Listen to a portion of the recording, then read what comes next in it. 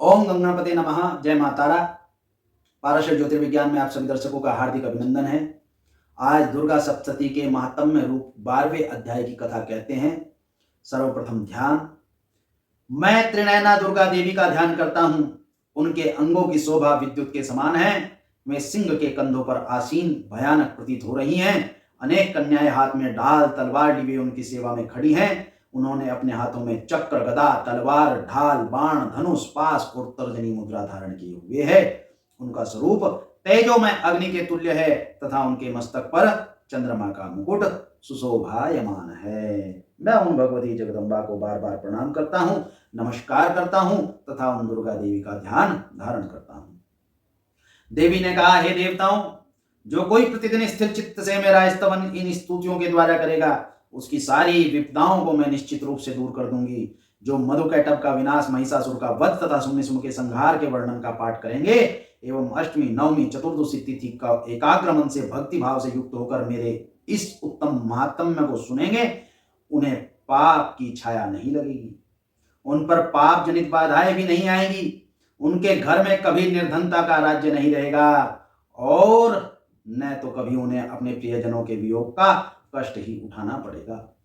इतना ही नहीं, वरन उन्हें शत्रु, लुटेरे, राजा, शस्त्र, अग्नि तथा जलराशि से भी कभी भय उत्पन्न नहीं होगा।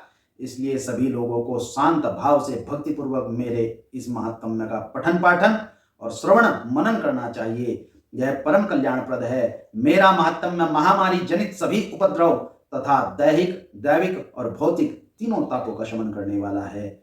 मेरे जिस मंदिर में विधि पूर्वक प्रतिदिन इस महात्म्य का पाठ होगा, वहां मेरा सदा निवास रहता है।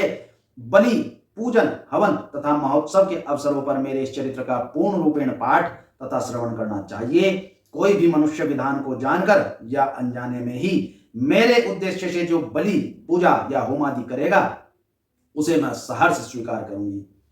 शरतकालीन दुर्गा पूजन के समय जो कोई भी इस महात्म्य को भक्ति भाव से श्रवण करेगा, वह मेरे प्रसाद से सभी विपत्तियों से मुक्त होकर धन धान्य और पुत्रादि से परिपूर्ण होगा। इसमें तिल भर भी संशय नहीं है।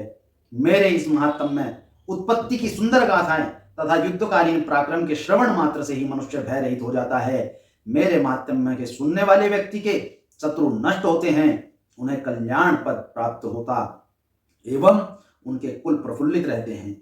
शांति कर्म में अशुभ सुपन्न दर्शन होने पर तथा ग्रह जनित भयंकर पीड़ा होने में मेरे इस महात्म्य को सुनना चाहिए।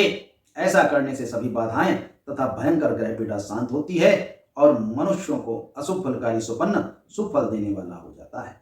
यह महात्म्य बाल ग्रहों से आक्रांत शिशुओं के लिए शांतिदायक तथा मनुष्य के संगठन में पारस्परिक वैमनस्य उत्पन्न होने पर उनमें मित्रता स्थापित कराने वाला सिद्ध होता है। इस महात्म्य से संपूर्ण दुराचारियों के बल का अक्षय होता है। इसके पाठ से दानवों, भूतों तथा पिशाचों का नाश होता है। मेरा यह महात्म्य मेरे सान्निध्य की उपलब्धि कराने वाला है। उपासकों के द्वारा साल भर तक पशु, पुष्प, अर्घ, धूप, दीप, गंध आदि श्रेष्ठ सामग्रियों द्वारा पूजन करने, ब्राह्मणों को भोजन कराने, हवन कराने, प्रतिदिन अभिषेक करने, नाना प्रकार के भोगों का अर्पण करने तथा दान देने से मुझे उतनी प्रसन्नता नहीं होती जितने इस उत्तम चरित्र का एक बार श्रवण करने से होती है। इस महात्म्य को सुनने से पाप पुंजों का अक्षय एवं आरोग्य लाभ होता है। मेरी उत्पत्ति का कीर्तन करने से समस्त भूतों से रक्षा होती है तथा मेरा युद्ध संबंधी चरित्र दुष्ट दानवों का संहारक है। इसके श्रवण मात्र से ही मनुष्य निर्भय हो जाता है। हे देवताओं, तुमने और महर्षियों ने मेरी जो स्तुतियां की हैं तथा ब्रह्मा जी द्वारा की हुई स्तुतियां सभी कल्याणकारी बुद्धि देती हैं। वन में, सुनसान स्थल में या दावाग्नि में घिर जाने पर, जनहीन स्थानों में लुटोरों के चक्कर में आ जाने पर, शत्रुओं द्वारा बंदी होने पर अथवा वन में सिंह, व्याघ्र, जंगली हस्तियों के पीछा करने पर, राजाज्ञा से बंधन या वध स्थान पर ले जाने के समय अथवा समुद्र में यात्रा करते समय तूफान के कारण नाव डगमगाने पर, भयंकर युद्ध में शस्त्रों का आघात होने, वेदना से पीड़ित होने, इतना ही नहीं वर्ण समस्त भीषण बाधाओं के सामने आने पर जो कोई इस चरित्र का स्मरण करता है, वह व्यक्ति संकट को पार कर जाता है।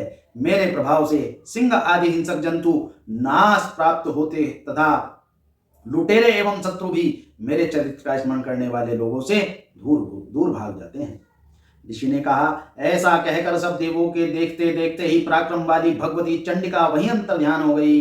तब सभी देवता शत्रु के मारे जाने से यज्ञांश का उपभोग पहले की तरह निर्भय होकर करने लगे और अपने अधिकार का उपयोग करने लगे। महाबलवान दैत्य शुम्भ की मृत्यु के अनंतर शेष बचे कुछ दैत्य पाताल लोक चले गए। हे राजन, इस प्रकार भगवती अंबिका शाश्वत और नित्य होते हुए भी बारंबार अवतरित होकर भूभार हरण करके संसार का रक्षण करती हैं। वे ही इस विश्व को मोहित करती हैं, जगत की सृष्टि करती हैं तथा प्रार्थना करने पर संतुष्ट हो विज्ञान और स्मृति प्रदान करती हैं। हे राजन, महाप्रलय काल में महामारी स्वरूपणी में महाकाली ही संपूर्ण ब्रह्मांड में व्याप्त हैं। समय समय पर में ही महामारी होती और में ही स्वयं अजन्मा होते हुए भी सृष्टि के रूप में उत्पन्न होती हैं। वे सनातनी देवी ही समय के अनुरूप समस्त जीवों की रक्षा करती हैं। मनुष्य के उत्थान काल में ही ग्रह में लक्ष्मी के रूप में निवास करती और उन्नति प्रदान करती हैं और फिर में ही पतन काल में निर्धनता के वेश में विनाश का कारण बनती हैं। पुष्प धूप गंध आदि से विधिवत पूजन करके उनका स्तवन करने से में धन धान्य पुत्र सद्बुद्धि तथा उत्तम गति को प्रदान करती हैं। इस प्रकार मार्कंडेय पुराण के श्रावणी मनवंतर कथा के अंतर्गत देवी महात्म्य में वर्णित फल स्तुति नाम 12वां अध्याय। ओम नमः चंडिकायै।